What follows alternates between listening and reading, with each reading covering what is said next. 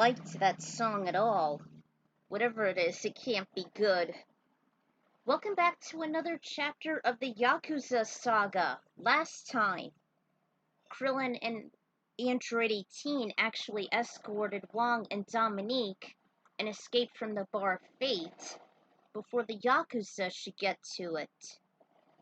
So, they had to venture through Edge, fight off some Yakuza, and Wong was wounded during the fight.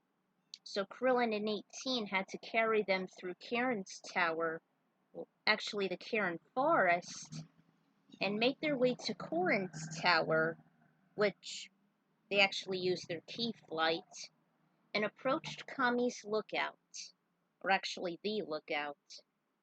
It belongs to Dende now.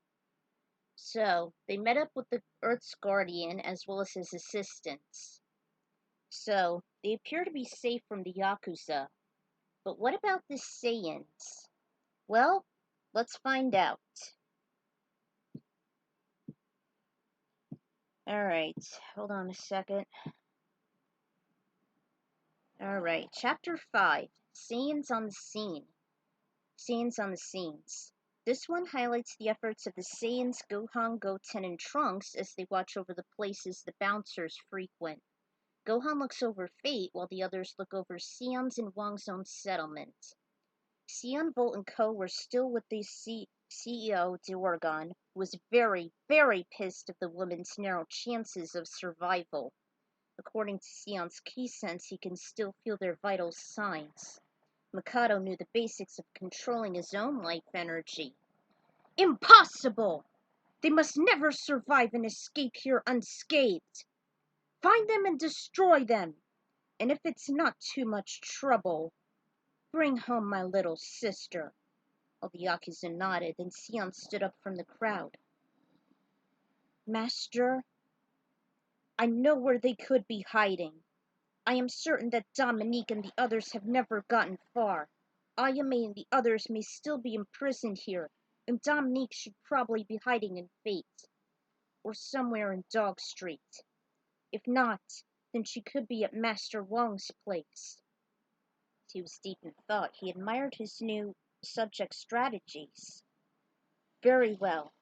Volt, you will stay here and track down those meddling Slovens. They deserve the worst for interfering with our plans. Never hold back. The rest of you shall pursue them and Dominique outside the premises. I believe that none of you should fail. They all responded obediently and carried on their assignments with no relent. A few moments after Krillin and company escaped Dende's lookout, Gohan in his navy blue uniform soared over the deserted streets of Edge. The sky was as dark as night could get, as it too was shrouded in darkness, like the town itself overrun by Yakuza. He felt the sinister essences everywhere, which caused him to feel anxious, yet still he had a job to do. He slowed to a crawl as he overlooked Dog Street's rooftops, trying to find which belonged to the Fate Bar. He has been there once, but amongst the many similar buildings, it was very confusing. Gohan continued to scan the streets until he finally laid eyes on a building with blazing neon letters. That's it! That's the place where the bouncers and Dominique frequently visit. He then had some flashbacks in helping Sion tread through Mikado and deal with his doppelganger. He sulked when he recalled he's now part of the Japanese mafia. He thought to himself what he should do when he sees him. Just then a chopper ripped through the air, interrupting his thoughts. His keen observation, it was a giant jet-black chopper with the familiar logo of the Mikado group. His heart lurched when he saw that mark. He was hovering over a distant place, an apartment of sorts. Then saw the side door open and several black ropes hung out, while some of the Yakuza slipped through them. One of the members looked strikingly familiar. Curious, Gohan flew slowly toward it while keeping his ki energy low. He sunk in between the archaic houses and came toward their location. At a tall sediment in the end of a narrow alleyway, the distinctive member drew out a set of keys. As he climbed the worn stairs, unlocked the wide, tall doors underneath an arched awning, and slipped inside. The rest soon followed. Gohan then waited until the organization came out empty-handed. They ascended a few flights of stairs and wandered over the vacant room that used to house Dominique and Saiyan. There was hardly any furniture around amongst layers of cobwebs. One of the guys raised his brow, as if he realized he made a crucial mistake. Being that the apartment was part of a strip, it didn't make it easy for Gohan to hide. He climbed up the front wall like a spider and looked over, recognizing the peculiar member was Ko. He startled for a moment, then his gaze followed him as the gang trekked toward Fate. He left from roof to roof until he got there. He slipped down the rear of the place and peeked out the side where Ko and his minions were circulating the area. Went inside only to find it was also abandoned. It was left in shambles from the previous brawl. Damn! Dominique gave us the slip. She must have gotten help from that whore bitch Echidna and the old geezer Wong. Ugh! Where the hell could they possibly have run off? Move out!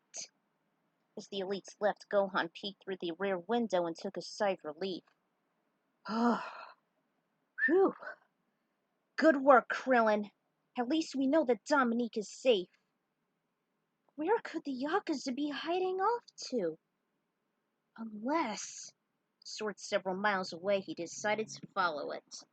The dark heat began to multiply, and Gohan oversaw so much of the Yakuza's destruction. Many lives were greatly suffering from being lethally interrogated of Dominique's whereabouts, even having some of their homes being vandalized and in some cases burned. Gohan clenched his fists in fury and he bashed his way through some of the organization's worst thugs. It was effortless bout between them and the former great Saiyan man. Ugh, I hate his alter ego. He had reduced them to nothingness, almost the same way after Cell sucked his victims dry. Soon an ominous presence distracted his attention. He was anxious to follow it. This was the hot spot the chopper was going to, but he still needed to keep an eye on two wily kids, Goten and Trunks. They scavenged the exterior of Wong's colonial with no such luck of any Yakuza activity, not even the three allies. The waiting itself started to grind their nerves. They saw the chopper. The wind pressure from the blades in the engine shredded the once lush field. Hey, Trunks! Look! Stood up and he gazed upon the aerial fighter. The passengers, the hefty boots. They were like hapless insects as they marched toward the colonial. They even barely noticed the unusual symbol for a brief moment before they ducked suddenly. The guys scurried outside before the Yakuza entered as they first broke the door off its hinges. Terrorists scattered everywhere looking for any traces of their soon-to-be captors, including the elusive android. They scanned the interior and exterior room for room. The one member in particular was more thorough. Rather than just using the usual five senses, he himself knew how to use his key. With that, he was formidable and skilled at detecting hapless victims' energy in whatever hiding spot there was. The boys somehow knew they'd met their makers. They decreased their life energy drastically, putting the kids, especially Goten, in a state of panic. Their flash beams continued to skim over, and Trunks was just tiny enough to fit in the chimney aloft the fireplace. He climbed onto the roof, though he was safe for the moment. He still felt nervous about his comrade. Goten may be brave, but also could be cocky and a bit emotional to deal with mounting disquietude, as he was feeling now. Crawled over to the chopper, thinking that something looked so familiar. By the bright hues coming from the copter's headlights, he hardly saw a horrifying sight. Is that the symbol of Mikado? A flood of memories entered his mind. Neither of them were any good. By the bouncer's failures to stop Dauragon and the Gallios, while his power level increased tenfold, not to mention Ayame being crushed by him, even though they had to save the world. His face grew pale. Goten! He was shaking from head to foot as the small tyke. And Goten noticed. Saiyan! The whisper actually perked up his ears with the hood drawn up. Goten immediately squirmed beneath the table, covering himself with the hanging white cloth. Saiyan tiptoed over. Petrified of the advancing bouncer, the child held his breath, covering his mouth. Howard low to the floor until Saiyan lifted up the cloth. To his surprise, he saw no one. Underneath the table was just as vacant. Damn it! He marched out to the transport, and the Saiyan kids, led by Trunks, stuck behind the house. That was close. Saiyan! He's one of them! The Yakuza! Yeah, not only that, but they're working for the Mikado group. That really put them on edge. I know Bolt warned me that Mikado has hired some felonies and assassins. But this... They were so preoccupied, and they were paranoid. They had a lot of fear. They didn't notice an older Saiyan meet up with them. Bro, Trunks! Immediately hugged Gohan, as tight as anacondas. They'd been deeply frightened. Their sentences ran into each other's, but Gohan was able to make him out. There was the Chopper, there was the Mikado group, Yakuza, Saiyan. He mentioned Ko was there. He was looking for Dominique too? Figures. I hate to tell you boys, but we need to go straight to Mikado. What? No way! We can't handle this by ourselves? Sure you can. You guys have done a great job when you overthrew Dauragon last time. My guess is he may have been resurrected by a wish from the Dragon Balls. And Bolt, Saiyan, and Ko are with them. That's not even funny! Pipe down, Trunks. We need to sneak inside and rescue the bouncers as well as Ayume, Echidna, and Leanne. They depend on us for their survival, no doubt.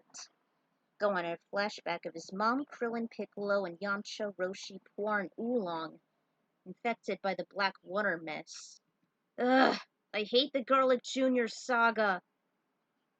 I hate it. There's no time to waste. Majin Buu is coming with us. We can use him as offense to help us infiltrate Mikado. Come, we must hurry. Saiyans followed their older one. They took off like three comets awaiting to blow upon contact and leave a trail of inevitable carnage. By the way, I wish I could find the theme from Pinobi.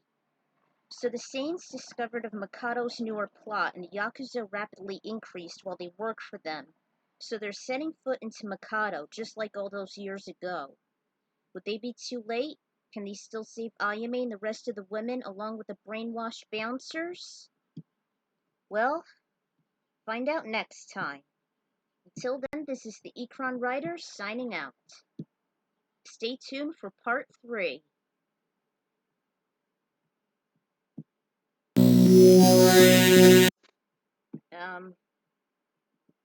Give me just a minute here, guys. Wrong song. So, yeah. Hopefully I'll get to the third part in this trifecta here. So, I'll see you guys next time. Hopefully.